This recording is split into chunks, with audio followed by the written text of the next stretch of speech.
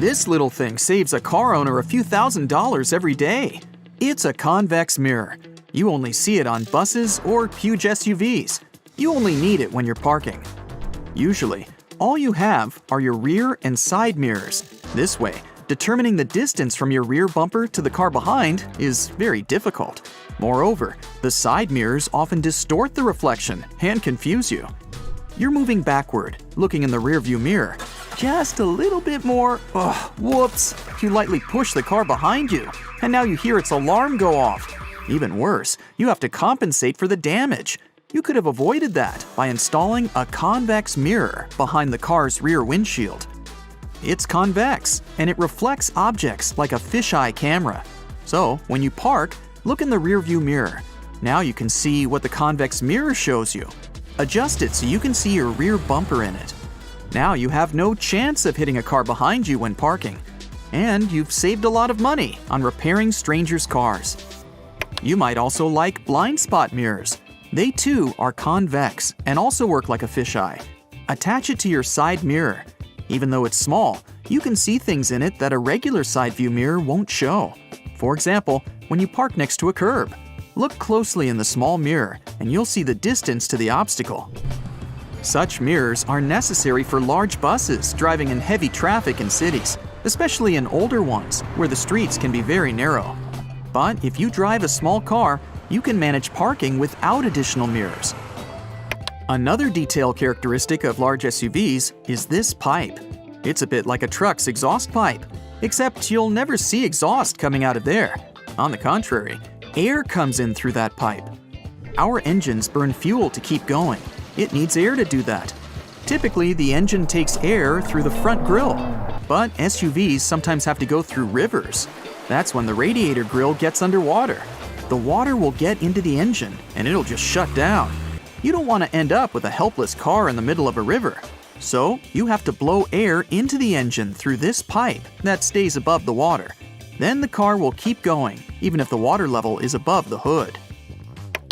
If you want to keep up with the times, then install a rear view camera on your car. You can do this even if your vehicle isn't designed for it. First, choose the camera itself.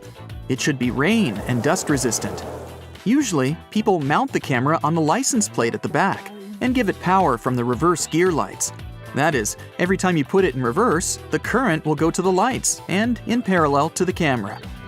All you need to do is install a monitor and run a wire from the camera to it under the car's interior liner. If you want to be the king of parking, you can install parking sensors. That's these round sensors in the back and front of the car. They work by using ultrasound. Each sensor releases a wave. The wave goes forward, finds an obstacle, reflects off it, and returns to the sensor. A built-in computer measures the time it took for the wave to reflect and return, and determines the distance to the obstacle. When you park and the radar detects an obstacle, you'll hear a beep. The closer you are to the obstacle, the faster the radar beeps. And when the obstacle is 8 to 10 inches from the sensor, the sound becomes continuous. And if you don't want to take part in parking at all, just let the car do all the work. Modern vehicles are equipped with many sensors that scan your surroundings. They're similar to parking sensors, but there are more of them, and they're more powerful. When you want to park your car, press the automatic parking button and follow artificial intelligence prompts. You have to drive along the lane where you want to stop. Sensors will scan the row and find the right spot. The car will tell you to stop and put it in reverse. Artificial intelligence will turn the steering wheel to the right position. You'll only need to hold the brake pedal and change gears at the request of the computer. Some cars can park with absolutely no input from the driver. You can even get out of the car and watch the parking from the side. And some cars have adaptive cruise control. That is, they can even drive without your involvement. Mostly you use it on the highway. Set the car's desired speed and release the pedals. The vehicle will maintain the speed on its own. Sensors and radar in the front of the car will scan the road markings and keep the car in the lane. If someone suddenly moves into your lane, sensors will detect an obstacle. The computer will reduce speed or even stop the car completely. Your car also has many systems and assistants which you don't even notice, such as ABS, anti-lock braking system. When you press the brake pedal as hard as possible, the brake pads squeeze the disc, and it comes to a complete stop. The car can keep going with the wheels locked if the speed is high. It'll just slide on the tires. Even though the brake pedal is pressed, the ABS loosens the brake pad slightly so that the wheel continues to spin. This is to keep you in control of the car and allow you to maneuver even when braking. Emergency brake assist. You can feel this system working when you hit the brake pedal sharply and feel the pedal falling down. Car manufacturers did a study and learned that in an emergency, drivers hit the brake pedal quickly, but not hard enough. To help drivers, they developed a system that helps them press the brake pedal all the way down in an emergency. Traction control system. This thing measures the speed of each wheel separately. If you hit a puddle with your left wheels, you'll get less traction there. But the right wheels keep going on the asphalt with good traction and push the car forward. As a result, the vehicle turns left and you'll lose control. If this happens with the traction control system on, it senses that the wheels are spinning differently. Then, it commands the brakes on the wheels to equalize the driving force, and the car stays on the road. Here are a few more valuable things to help you in an emergency. This thing is basically a power bank for your car. It's an emergency starter. In cold weather, even a new battery can let you down.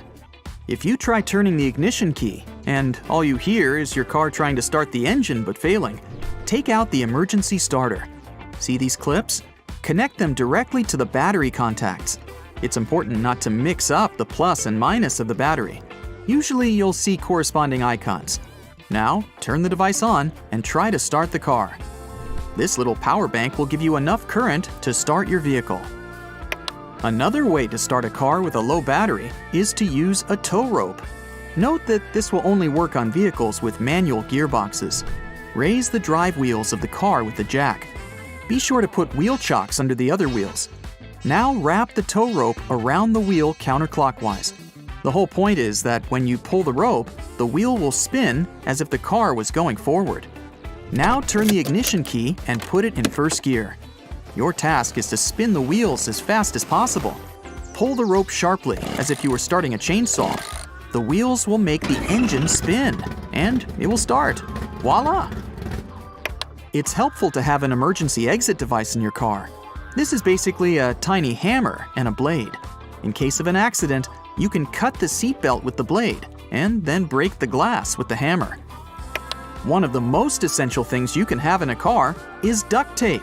You can fix anything with it. But most importantly, you can use the roll as a cup holder if you don't have one. Also, if you're afraid of spilling a drink in the cabin, you can always put a cup in your sneaker.